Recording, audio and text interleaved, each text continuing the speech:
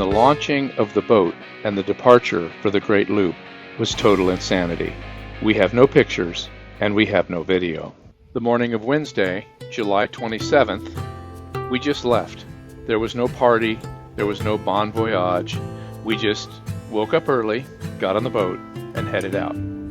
After all the years spent working on the boat, and the many, many months that Dorina and I worked our tails off 12 hours a day, honestly, leaving was anticlimactic.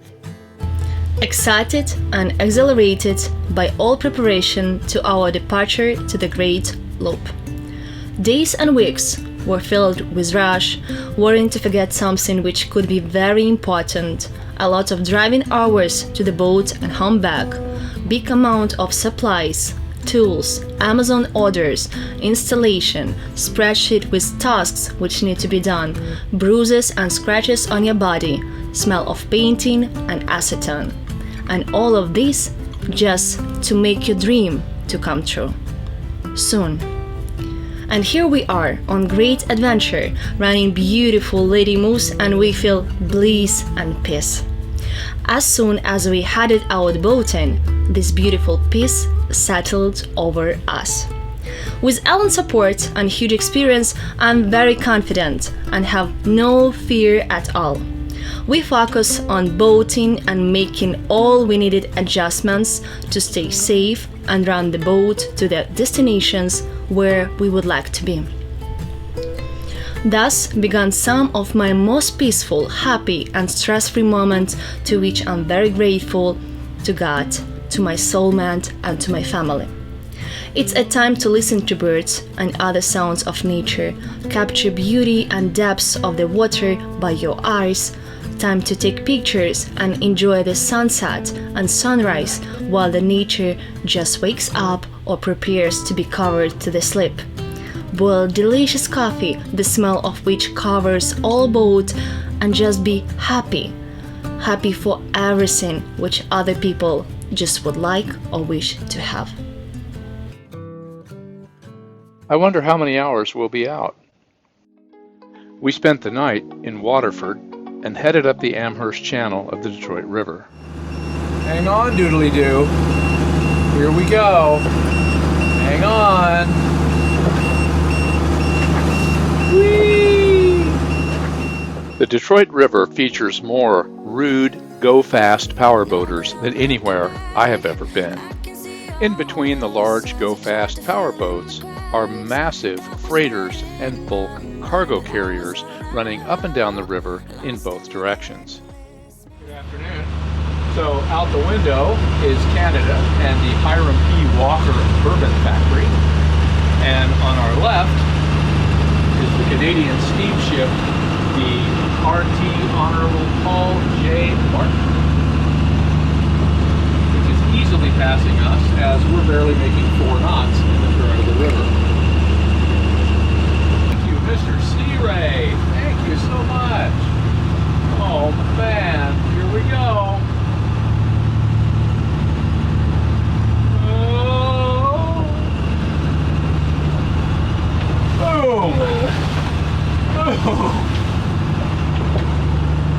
Boom. Yeah, keep cups, keep everything. Good Lord. Here we go. Another exciting moment on the Detroit River.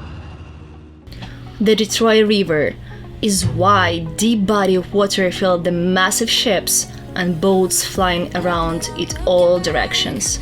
At that time, Alan decided it was a great time for me to get experience piloting the boat.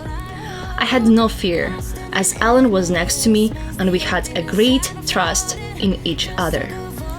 Piloting the boat, you need to pay attention to everything. What is the engine temperature? What is the depths?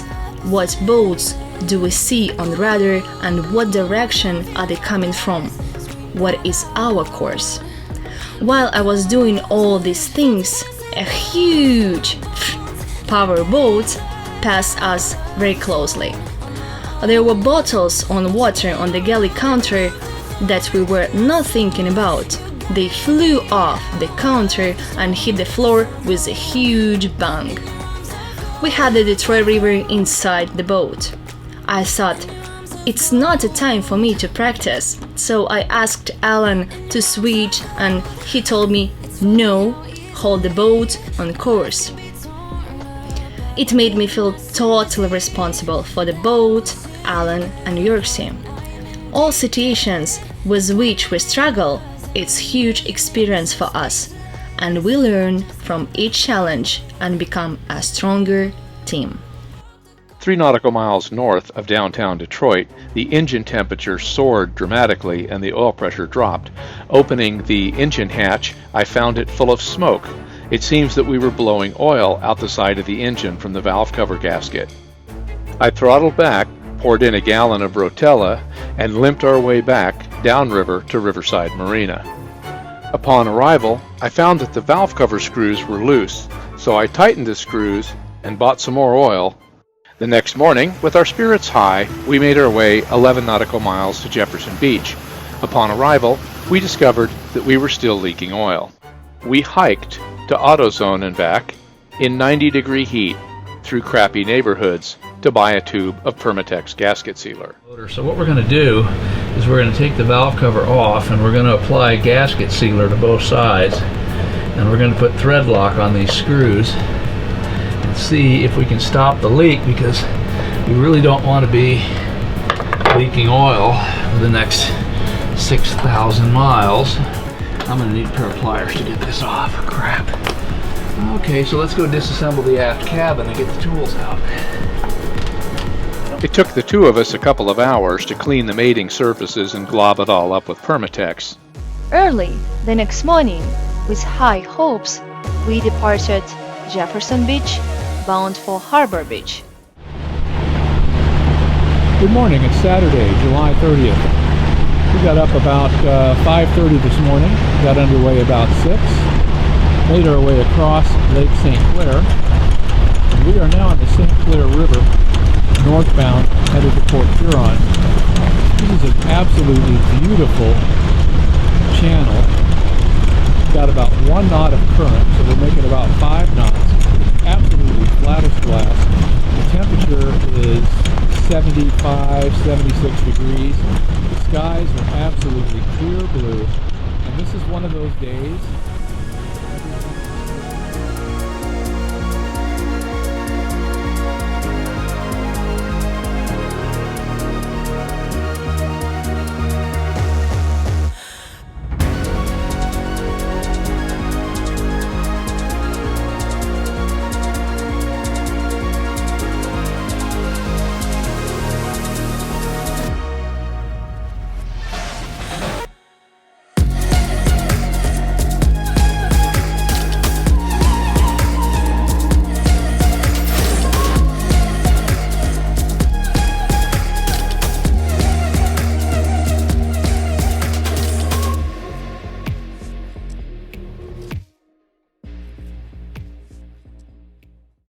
And then, things got really interesting.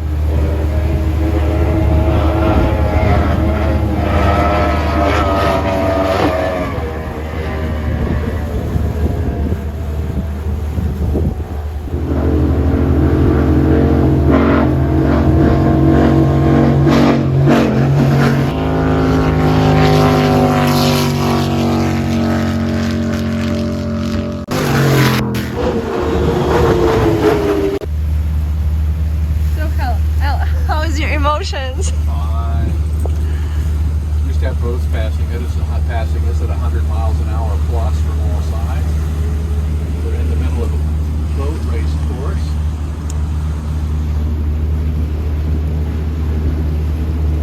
It seems that it's running.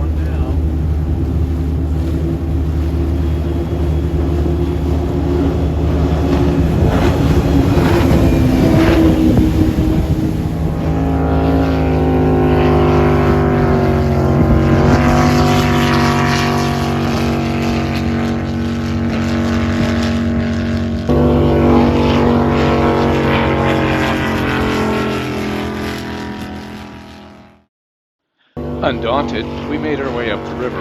As we approached Port Huron, a taste of what was waiting for us under the Blue Water Bridge started.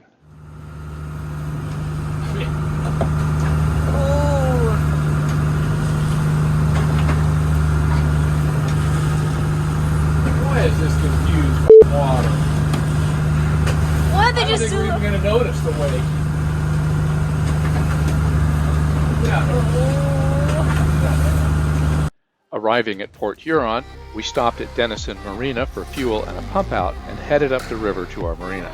The Black River has 3 bridges on it. The bridges are timed on 15-minute intervals, so you get stuck between the 2 bridges waiting for the next one to open. Had I known there were 3 bridges to this marina, I would not have reserved it. And different time.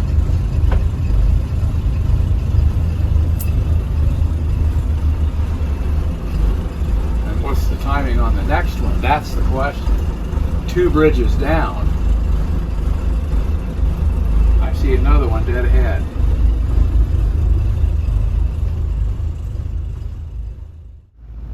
As it turned out, we didn't have to go under this bridge at all. We had driven right past the marina because the Garmin was taking me to the wrong location.